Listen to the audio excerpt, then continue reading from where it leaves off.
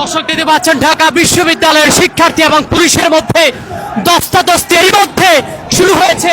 দাবি শিক্ষার্থীরা দেখতে পাচ্ছেন দর্শক তারা কিন্তু পুলিশের ব্রেকেট ভেঙে এর মধ্যে ঢুকে পড়েছে সচিবালয় এলাকা জুড়ে।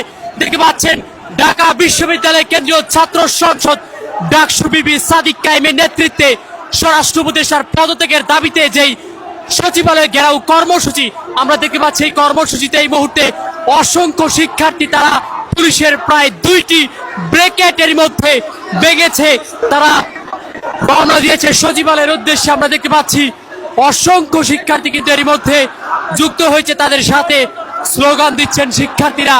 দেখতে পাচ্ছেন ডাকসু বিবি সাদিক কায়েম প্রথম সারিতেই কিন্তু রয়েছে পুরো মিছিলটি জুড়ে। আমরা দেখছি সামনে থেকে নেতৃত্ব দিচ্ছেন। একই সাথে এড়িয়ে 2টি ব্রেকেট কিন্তু অতিক্রম করেছে দাবি শিক্ষার্থীরা।